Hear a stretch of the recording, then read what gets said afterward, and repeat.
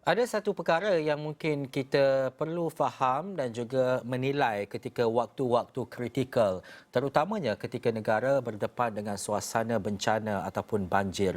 Itu yang mungkin berlaku dan seperti biasalah di hujung tahun, khususnya apabila kita bercakap berkaitan dengan monsun timur laut dan sebagainya. Jadi, dalam masa dan juga tempoh yang sama, ada isu-isu berbangkit berkaitan dengan PRU yang ke-15 dan sebagainya. Bagaimana dengan kesediaan kita sebagai pengundi, rakyat Malaysia khususnya, dalam mendepani dua perkara yang besar dan juga kritikal ini? Jadi, wartawan kami Hasimi Muhammad berada di Kuantan, Pahang, melihat, menilai dan juga memahami isi hati rakyat, terutamanya berkaitan dengan kesediaan rakyat untuk mengundi sekiranya berlaku pada musim banjir dan monsun timur laut ini. Jadi kita nak terus bersama dengan Hasimi langsung dari Kuantan. Teruskan Hasimi dengan dapatan liputan wartawan di sana. Baik, terima kasih Ehsan. Di studio banyak benda yang masih lagi berteka-teki khususnya mengenai situasi politik negara. Namun yang pasti banjir bukan sesuatu yang berteka-teki kerana ada suatu kawasan yang telah pun dilanda banjir.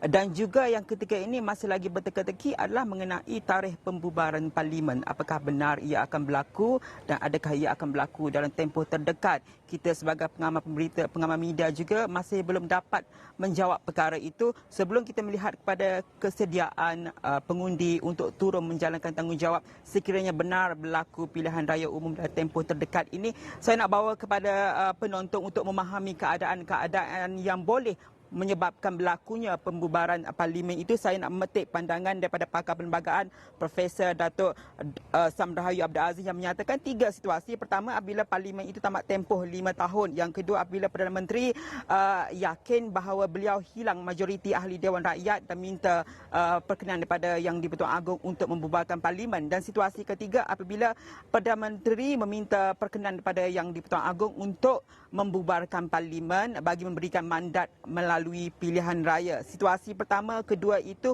buat masa ini belum berlaku. Mungkin kita boleh melihat pada situasi ketiga iaitu Perdana Menteri meminta pembubaran parlimen daripada Yang di-Pertuan Agong untuk memberikan mandat melalui PRU itu sendiri. Namun sekiranya ia berlaku ketika mana peralihan monsun ini sedang berlaku di negara, apakah rakyat betul-betul bersedia untuk turun menjalankan tanggungjawab? Dan kita tanyakan kepada penduduk di sekitar Kuantan ini, adakah adil bagi mereka sekiranya perkara besar ini berlaku serentak dan jika mereka ini tidak dapat turun untuk menjalankan tanggungjawab bagi memilih pentadbiran baru jika PRU 15 itu berlaku dalam tempoh ini dan serentak dengan banjir. Kita dengarkan pandangan daripada beberapa individu di sekitar Kuantan ini. Bagi saya rasa kebanyakan tak bersedia lah. Kerana bila banjir, biasanya kita akan tertumpu pada nak selamatkan harta benda lah. Jadi masa tu kelang kabut dengan nak PRU rasa tak sesuai sangat lah. Saya di kawasan Sungai Lembih memang kawasan banjir. Biasa tiap-tiap tahun memang berlaku banjir. Kalau bagi saya rasa macam tak adil lah kan. Kita nak mengundi orang yang kita sokong. Kalau kita tak dapat pergi mengundi, ibarat macam kita punya nasib kita, macam kita nak bela orang tu. Kita nak mengundi tu supaya nasib kita terbela. Jadi bila kita dapat mengundi ni, maksudnya kita tak dapat apa yang kita nak lah. Untuk apa yang kita nak mengundi tu. Bagi saya baik tangguh lah. Untuk sementara waktu ni tengok keadaan pulih macam biasa. Terpulang pada keadaan masing-masing lah. Macam keadaan di rumah saya tak ada banjir. Kalau tak ada banjir memang kita keluar lah. Kalau setakat daripada orang kampung ke mana-mana, jadi kalau dia orang tak boleh keluar lah. Tak bersedia, saya tak bersedia lah. Pasal itu membahayakan dari segi keselamatan kita lah. Itu aja. Jadi pada pandangan awak, benda ni perlu ditangguhkan dulu atau macam mana cara yang terbaik? Perlu ditangguhkan dulu lah. Cara terbaik lah. Untuk keselamatan rakyat jelata lah. Seluruh negara.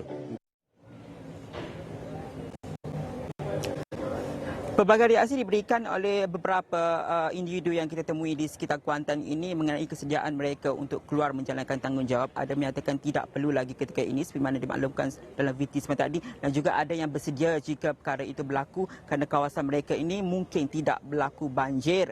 Namun persoalan ini yang perlu dijawab oleh kerajaan, khususnya Perdana Menteri Datuk Seri Ismail Sabri Yaakob, adakah pembubaran parlimen itu akan berlaku, dan jika ia bakal berlaku, perkara ini perlu dimaklumkan dalam tempoh yang bersesuaian untuk kita mengelak daripada terus menjadi tanda tanya. Namun perkembangan yang boleh kita bawakan khususnya di sekitar Kuantan ini, kalau melihat pada banjir secara spesifiknya, kalau melihat pada Jabatan Pengairan dan Saran Malaysia untuk kemaskini sekitar 7.50 malam ini, kawasan di sekitar Sungai Belak di Seri Damai Kuantan, aras air menunjukkan melebihi tahap waspada 3.2 meter dan trendnya adalah menaik, dan ini situasi yang perlu penduduk sekitar berwaspada khususnya ketika monsun ini yang mungkin menyebabkan bencana-bencana ataupun perkara yang tidak diingin. Dan kita akan terus bawakan perkembangan langsung di Astro Awan dan astroawan.com. Untuk jam ini kembali kepada Ehsan di studio.